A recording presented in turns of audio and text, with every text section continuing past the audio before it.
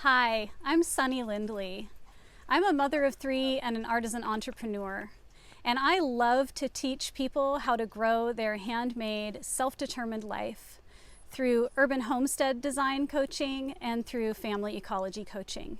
And today I'm going to teach you how to repot and transplant seedlings. One of the things that plants have to teach us, and one of the great benefits of being a gardener, is that it can really teach you mindfulness. Whenever I'm getting ready to work with plants, I like to take just a moment and really tune in with my hearing, my seeing, my feeling, and all of my senses, especially that sixth sense that allows you to actually see the life in a living thing. Have you ever noticed the way that sometimes a plant looks like it's just reaching toward the sky, or sometimes you can tell that it's just climbing over something, or maybe it's even just kind of laying over because it just doesn't have much life force? That kind of a sixth sense is one of the incredible benefits of gardening. So I would encourage you to tune in that way and develop a relationship with the plants. So let's learn how to repot. The first thing that you're going to want to know is when it's the right time to transplant your seedlings. So if you'll come over here, I will show you how to recognize when a plant has its third set of leaves. So these leaves down here are the leaves that developed when its first leaves when it was a seedling. These are the second set, and this is the third set. So this plant that's planted in a furrow is ready to be planted out in the garden. So I'm going to give you an example of how to repot something by using these peas right here. Now typically these peas would just go straight out into the garden, but I'm going to use them as an example for so that you can learn how to repot. And then stepping back just a moment, you also need to know when is the right time of the day to actually plant your plants outside. I encourage people to plant in the evening time when it's nice and cool out. Plants don't really like the seedlings are really tender, so they don't really like to be in the hot baking sun right after they've been planted. They want to be treated a little bit more tenderly. And when we go outside, I'll show you how you can create a little shade structure to protect them as well. So to begin with, I'll show you how you take this out of the 6-pack.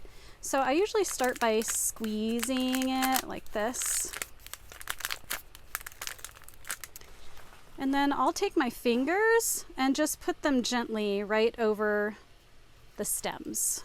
So I'm not actually like squeezing the stems. You don't want to break the stem. So then I'll tip it sideways and try to kind of push it out and gently, gently, gently pull. Pulling and wiggling can work. And now a little bit about plant anatomy. So every plant is going to have leaves, stems, and roots. The leaves are going to collect energy from the sun and turn it into food for the plant. The stems is what holds the plant up, and it's what draws all of the water and nutrients up to the leaves. And then the roots are gathering the nutrients from the soil. So there's usually, if you look carefully, you can see there's like a dominant root. This one that goes right through the middle, that's your primary root. And then these are your secondary roots. And then sometimes they'll have these little tiny hairs coming off it. These peas don't have that. So I'm just going to set this really carefully here. Now, typically you don't want to be using gloves when you're transplanting because you really need to be able to feel your plants so that you can really tell if you're damaging them. And I'm just going to come down here where I have some nice potting soil. And I'm just going to kind of guess how far my roots need to be down in there in order for my stem to be right about at the top of the pot. So you can see I have room down in there to put some soil. So I'm going to go ahead and put a small layer of soil on the bottom until my roots would be just about touching, about like that. Now I'm going to hold these plants carefully in this position I'm going to put some soil on one side and then put some soil on the other, kind of holding it in place, and then kind of adjust their position as needed without being too hard on that stem. And then I'm just going to press the soil down around the roots. So that's it. Now after you repot something, you always want to water it in. And I don't have my water handy, so I'm not going to show you that here, but I'll show you when we go outside the best way to water them in.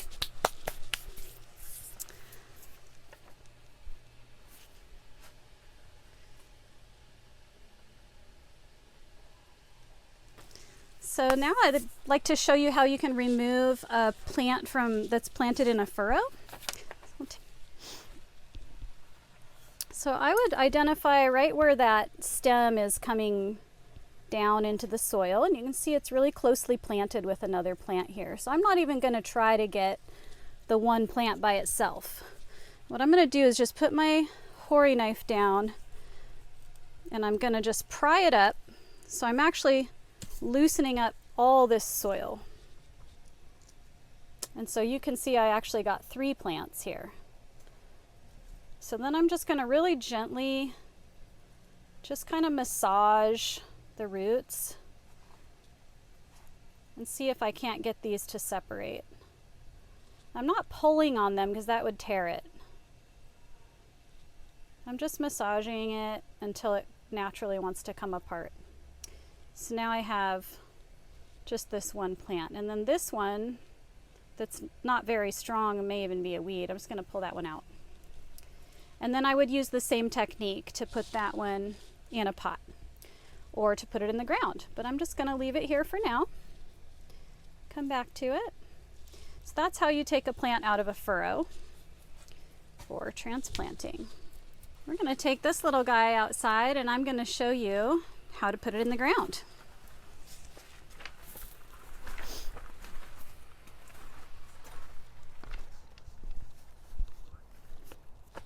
I'm going to bring this bucket of really delicious rabbit manure with me.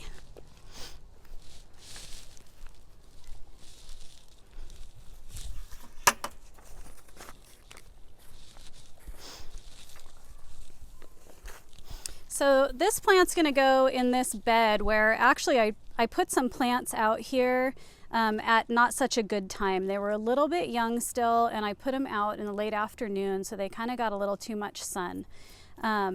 It is a little hot right now while we're filming. This isn't really the best time to plant. I'd probably wait until 6 or 7 at night when it's nice and cool out, and then they can get the whole evening of it being nice and cool for them to get established. So I'm just going to take this plant out. That didn't really do very well. And I'm going to start by just sticking my hori knife down inside, and I'm just bending open a little crevice right here, just like that. Now I like this technique because I like it when remember that middle root that I showed you? I like it when that middle root can get really deep in the soil, and this is how I managed to do that. So again, how to take this plant out. I'm just squeezing and massaging around the bottom, and then I'll put my hands like that to support the stem and kind of gently wiggle it out. Now if you have a bunch of roots all around like that, just leave as much dirt as possible. Most of the time, the way that I'm planting mine, the dirt is just going to fall right off the little root ball. So if you can identify the little taproot, try to let that one go down as deep as you possibly can. But in this case, just putting it about like that, and then I'm tucking it in, and then you just want to press around it. Try to let your soil be sort of flat around it so that when you water, it's not going down inside a concave, and it's not like a hill where it's all going to just run off. What you don't want is when you turn your water on and it's really high pressure, you don't want it to be just whacking that plant really hard. That's really not good for the plant. You also don't want it to be displacing the soil a whole bunch. So what I'm going to do is just turn this on to a gentle shower, about like that. See how that's not knocking the plant over, but see how the water immediately wants to just gather on the surface here? So I'm going to just give it some time and let it soak in. I'm not just going to keep running it right on the plant because that'll just wash away the soil. So just do a little bit at a time like this and let it soak in. Don't just keep dumping water. That's one of the mistakes that beginning gardeners often do, is they just will kind of dump water on there too quickly. But I want to show you how you would plant in a bed where it's not just a brand new bed that's just been amended. It's a bed that has maybe been established for a while. So I'm going to show you how to do that right over here. I just want to go back and get my bunny manure that I brought before.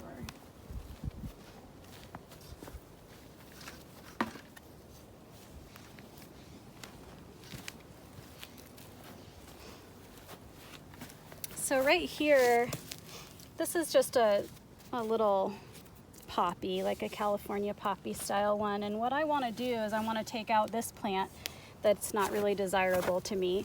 So I have a little mulch on here, this bark mulch, and I'm just going to move my mulch out of the way. And I'm going to take out this plant that I don't want and put something in there that I do. So I'm just digging down in there and popping up those roots. Digging down and popping up. Toss that one off to the side. And I'm actually going to save this calendula and just put it somewhere else. It's got a nice root ball. That'll be easy just to put it in another spot. So then I'm just going to go ahead and just kind of dig a hole here. Just loosen up the soil just in the area that I want to plant. And then I'm going to add some of this wonderful bunny manure to it. See if I can get it without quite so much of the leaves and hay. And then I'm going to mix that into the hole. And what's great about this method is you don't have to prepare an entire bed. So let's say maybe you're an elder person and you don't really have the energy to create a big 6-foot bed or something. You can just take whatever you've got, make a nice little hole somewhere, give it some good manure like this, and put your plant in. And then that way you're just planting what you have the energy to plant a little bit at a time. So again, we're just squeezing. And I'm going to put my fingers around it, turn it sideways and tip it out. And this one's going to come with a lot more roots. Just going to pop that in there. Now, if your plant was really root bound, which sometimes they are, it's a good idea to kind of poke a hole in there and loosen it up. This one's not really root bound. I'm not going to worry about it, but just so you know, it's a good idea to kind of loosen up your roots. And then I like to hold the leaves up. Kind of put my soil around it so I'm not getting my leaves all covered in dirt. And then press it down.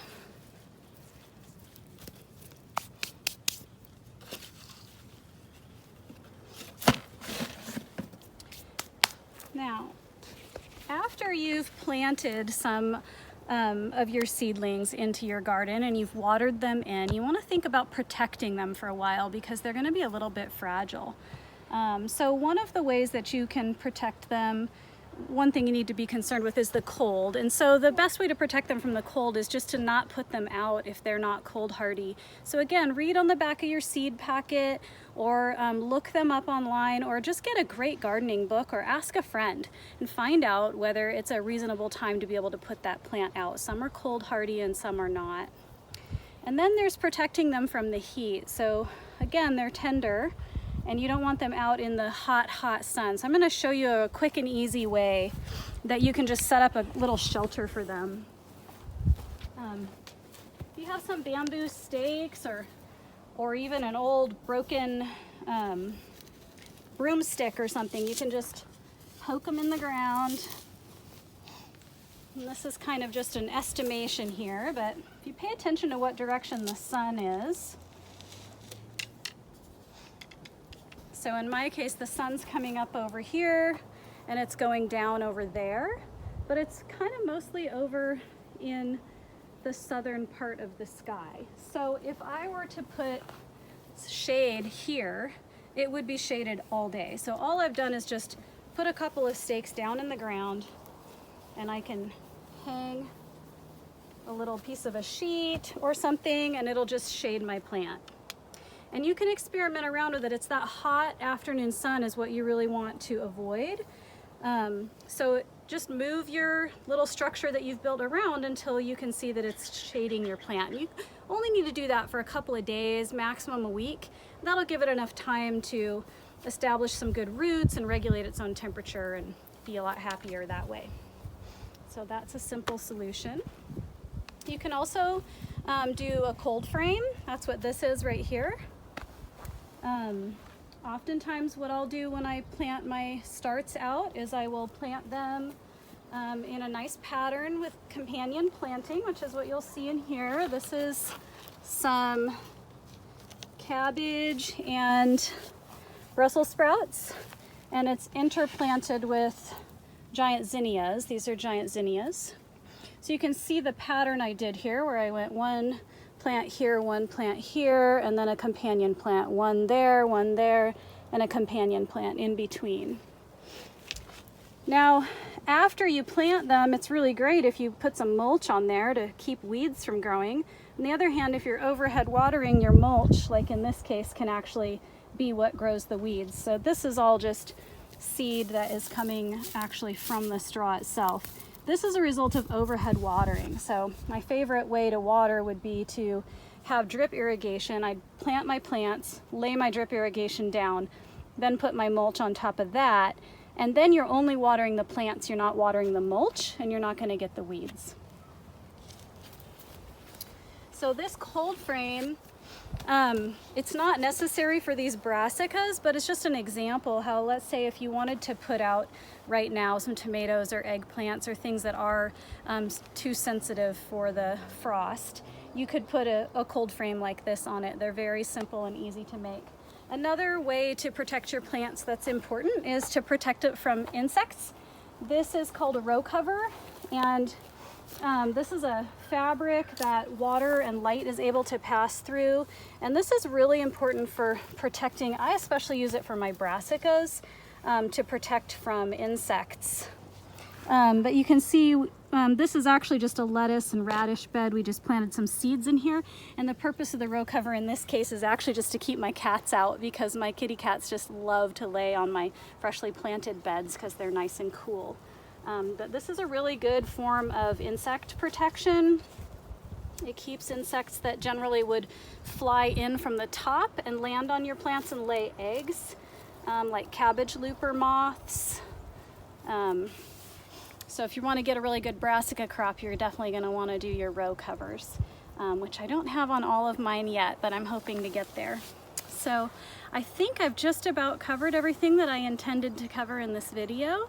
I hope that it's been really helpful to you, and I would encourage you to please like the video, share the video, and please follow me on YouTube and follow me on social media. I love to answer people's questions, so don't hesitate to reach out with a comment and ask your questions, and I'll do everything that I can to answer. And you can find me at Sunny J. Lindley anywhere on social media. Thanks so much.